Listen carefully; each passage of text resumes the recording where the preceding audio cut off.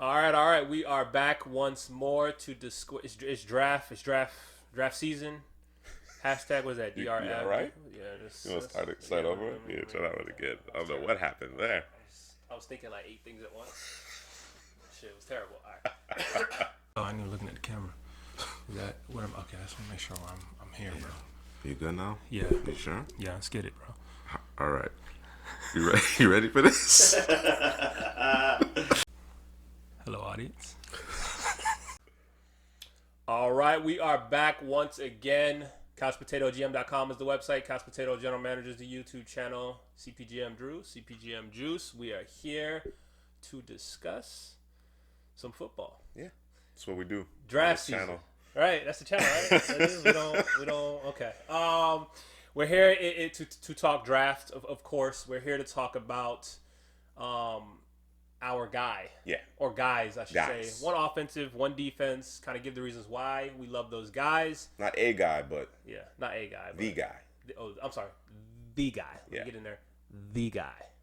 Yeah, man. Who's your guy offensively? Offensively, yeah. My guy has. I don't know what he was thinking, man. I know what he was thinking. Okay. All right, so let me just get it out the way. Yeah, my guy is Travis Etienne, running back from Clemson. Obviously, perhaps the most decorated rusher in ACC history. I was like, when he decided to go back to school, I was like, man, don't do it, man. No, reconsider. You know the song with Outkast?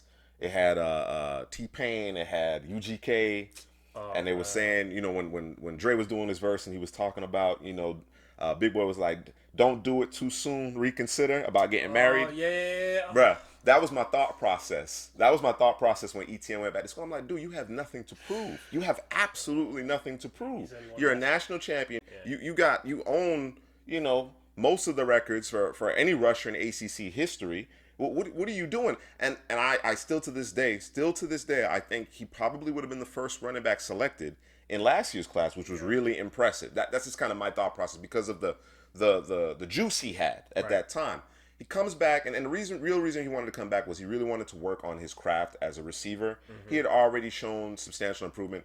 I mean, he started from, and he went on record saying that, he gets a little scared. There's a certain level of anxiety when he was catching passes or the ball was being thrown to him being a pretty accomplished running back. Now he's being compared to Alvin Kamara, and I don't know if I would go that far, but he is a very competent and capable receiver out of the backfield now, and that obviously creates another dimension, not just for his skill set, but for your offense. So I've been on Etienne since he was a freshman. That was the first time I saw him. He was returning kicks, the explosiveness, the physicality that he ran with, even though he's not a very big back. You know what I mean? His acceleration was really what impressed me the most. That 0 to 60 is crazy. It's crazy. Like there's no lag when he's shifting gears. You understand what I'm saying?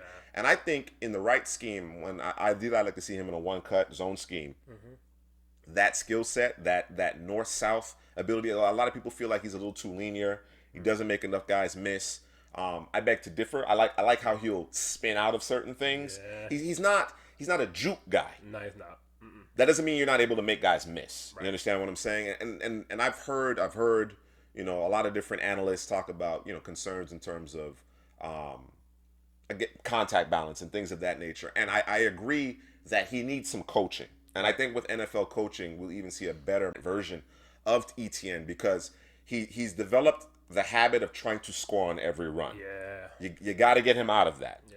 And then of course the rushing totals weren't as impressive this senior year as they've been in the past. Though the 5.5 or so yards per carry that he was averaging was a few ticks below Najee Harris. It wasn't like a steep. You understand what I'm saying? Yeah. But based on what we had grown accustomed to seeing, it wasn't quite. It was either 7.5 yards, 8 yards a carry. The 5.5, it was like, whoa, what's going on? Right. I think Clemson took some steps back in terms of offensive line. Right.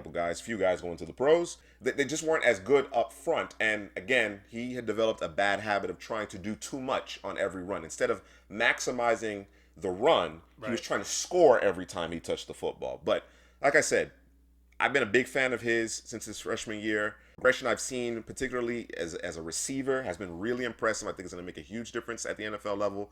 And although we know that the running back position, the value that's placed on the running back position these days typically doesn't lend itself to running backs being selected in the first round. Depending on where I'm at with my team, I wouldn't be opposed to selecting him towards the end of the first round. Hey man, I mean, I haven't seen any lately, just because Najee seems to be the guy. But talking about the Steelers, you talk about the Buccaneers, just a couple teams at the very end of the draft that people think that those are the teams that may draft a running back because they need them for whatever reason. But listen, I'm not hating on him. He was running back one for me for a little while, and then Najee kind of took over and. I get the Najee thing. Najee, like I said, he is a more complete back. I think Najee has, and when I say complete back, I'm talking about the whole gamut. Right. I don't think there's this huge gap in terms of their receiving skills at this point. Najee, I can see Najee running a Texas route. I can see Etienne running a Texas route. I can see Etienne, and we're not just talking swing passes and screens. You can send him vertical on a 9 route. Right. Najee can do that as well.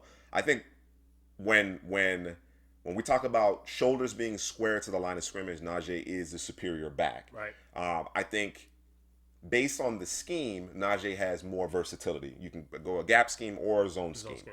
I think Etienne in a zone scheme is the superior back, though, in my opinion. Agree. And that burst that you speak of, that acceleration, it's different. When we say different, we mean like anytime I think about it, I think about the Dalvin run or the Dalvin Cooks. How you say Cooks runs? The Dalvin Cook runs? Yeah, there we go. The Dalvin Cook. I can't do it. The Dalvin Cook runs. Yeah, there you go. Or just Dalvin runs. This is the Dalvin. I like the Dalvin. The Dalvin runs. Okay. At Florida State. Sure. Just YouTube it. It was a little smoother. His acceleration was a little smoother. But it's destroying angles. Yeah. Like, oh no, he'll get caught. Oh no, that guy will make the tackle. That guy will. If he doesn't make the tackle, he'll slow up so the guy behind him chasing will. No. He just runs past all the angles and it's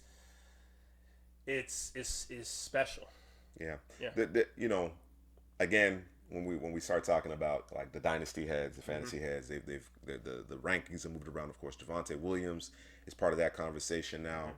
I want to shout out Ray G from Destination Devi. He's been kind of the leader of the Najee bus, or, in terms of some of the things that we see on Twitter, whatever the case may be. He's certainly been a big proponent of him, and he was talking about he and a number of different individuals were talking about Travis Etienne and some of his issues with his contact balance. Like I said, Etienne needs to work on his patience through the hole, slow to the hole, fast through it.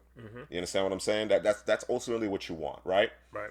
And then of course, as I mentioned, the contact balance, and like I said, when you are trying your hardest to score every time you touch the ball, it is very difficult to keep your feet.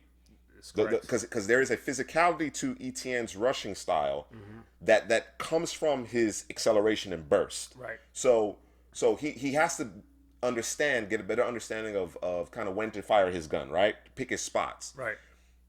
Reggie said something that I found interesting, though.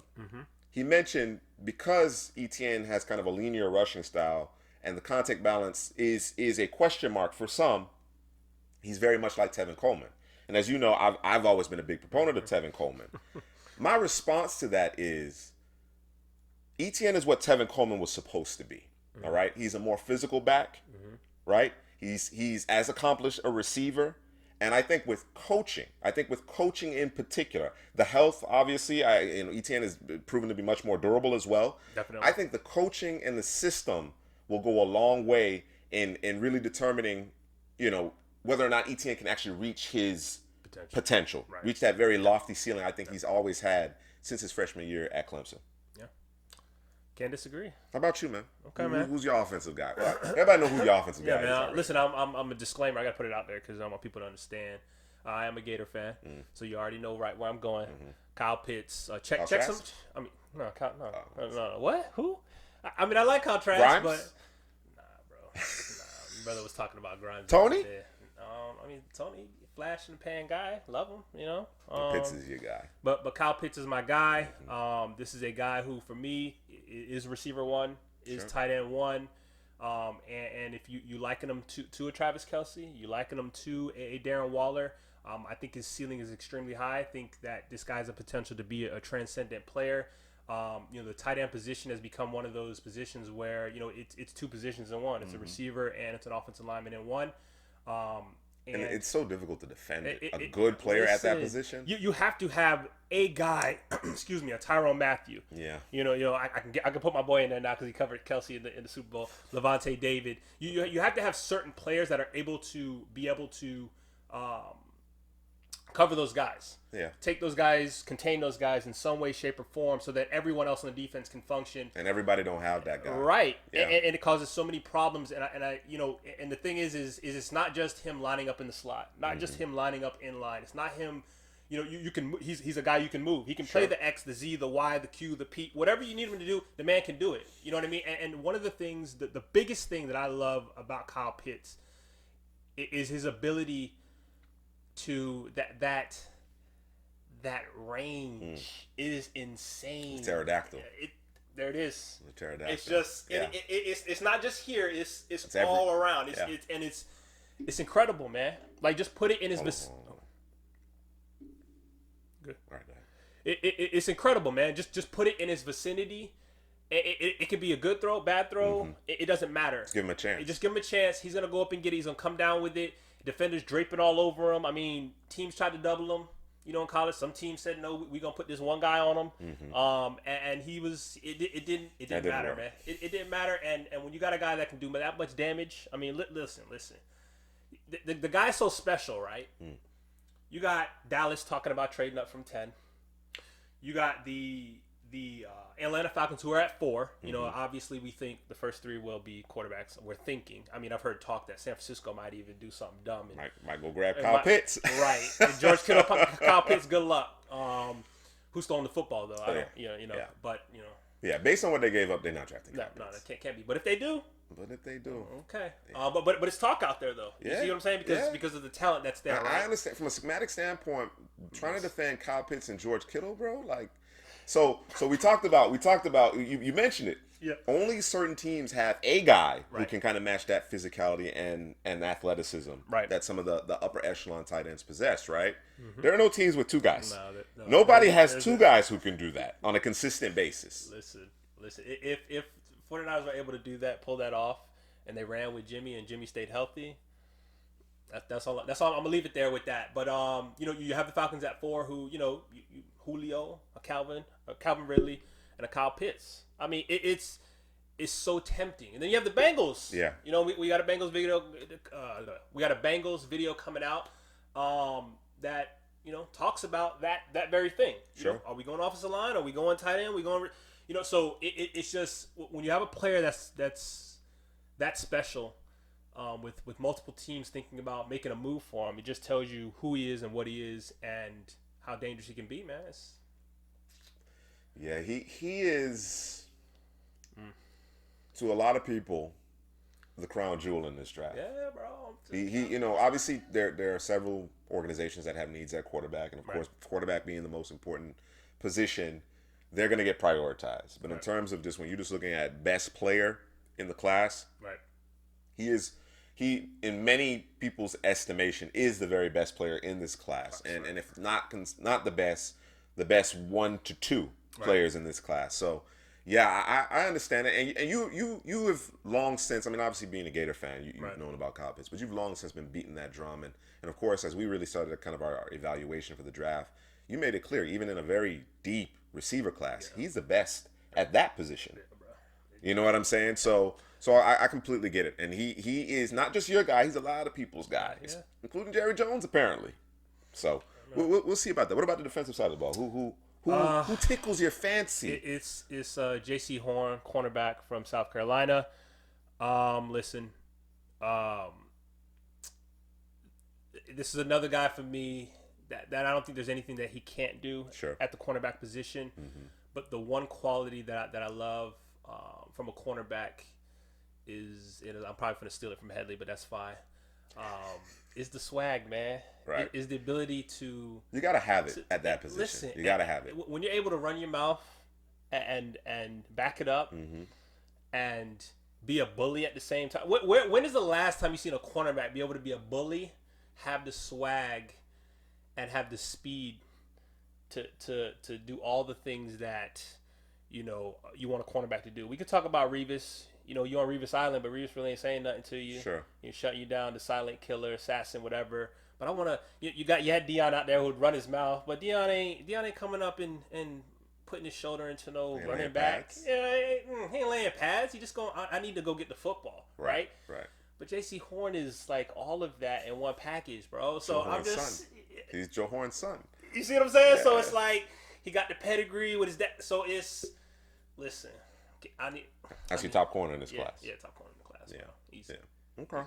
All right. On the defensive side of the ball, I really like Richie Grant. Okay. And I did a video, I want to say 2 years ago. Where basically I was working through identifying the top player, draft prospect, on each roster, right? In terms of the top 25 teams at that time, right? And of course, UCF was ranked in the top 25, and Richie Grant was my guy, and this was kind of my first really looking at his tape, and I was looking at the 2018 tape. It's incredible. It's incredible, man. Man had over 100 tackles, 7 picks. But yes, Bruh. Yes. Richie Grant. We don't talk enough about safeties anymore. We actually. I don't know if people realize this, but if you are a football fan going back to like the early 2000s through like 2012-ish, whatever the case may be, we had so many great safeties enter the league. We have a few really good ones. Yeah. But at that point, we're talking, we had Brian Dawkins, we had Ed Reed, Troy Polamalu, Bob Sanders, we had Sean Taylor. However briefly we had Sean. There was just a list over and over and over. And guys like Earl Thomas and those guys came later. Eric Berry, they came a little bit later. Right? We had so many good players. And obviously, I'm not suggesting that Richie Grant has that type of ceiling. Right. But when I watch Grant play, there is nothing he doesn't do well. Nothing. And to me, what I think is the reason why he should be getting first round consideration is the ball production, is the ball skills, is That's making crazy. plays on the football. Like I said, he's not a liability in any facet of the game. Open field tackling, you want him playing around the line of scrimmage, he can do that. You want him covering the slot, he can do that. You want to play him in the middle of the field in the deep third, he can do that. Right. In terms of his intelligence, and you match that up with not necessarily being this incredibly explosive athlete, but certainly professional caliber, and his ability to diagnose and his competitiveness. I got a chance to really see it firsthand when up in Mobile this past year. He was at the Senior Bowl participating. And then going through the one-on-one drills. And those one-on-one drills with the DBs and the receivers are really designed for the receivers, right? To win. There's no leverage. There's no help. There's no real true boundary to work with or anything like that, right? Right. I'm telling you, man. People, and then of course when you saw him in 11-on-11, 7-on-7, he's getting his hands on the football, got some picks, just making plays, And we're talking about a safety. You always say it. Versatility is the new safety, right? Got to be able to do everything, particularly in this passing league. That's the type of player you want. That's the type of player that changes the outlook of your defense because not only of his versatility, but the level at which he's playing the game, right? Again, having a safety who can cover receivers, legitimate receivers, man-to-man, is a game changer. Having a guy who can come up and be one of those guys to take away one of those really explosive tight ends is a complete game changer. I don't think people are talking enough about him. There has been a buzz. The buzz has steadily increased, but I don't hear enough about him being a first-round pick. And I imagine that's because, again, not unlike the running back position, safety has been kind of devalued a little bit over the years. It's like you said, it's the position itself, though. Sure. And it depends on the scheme that you have. Of course. If you're in the Lego defense, if you're in a defense where the safety gets moved around a lot and he's the guy, kind of the moving piece, Richie Grant is probably that guy. But then you have these defenses who we just run the cover 2 to cover 3. We need this type of guy. Richie Grant is all of those. He can be any type of safety. You need him to be. But I think if you're putting him in a cover 2 system, I think you're doing him disservice. Of course. If you're putting him in a cover 3, I think you're doing him disservice. I think he needs to be in a defense that is a Todd Bowles-esque. Just something where pieces are moving before the snap, and it's not just cover two, snap football. They know what we're doing. One of those types of things, and I think that may be part of it. I get that. Just the position itself. I understand that. So based on what you're saying is that, you know, if you want someone who can kind of fit that Tyrann Mathieu type of role, this is your guy. Yes. And yes, you're right. Not every defense is going to require that of that particular position. So you do get bumped down with respect to that. That makes a lot of sense.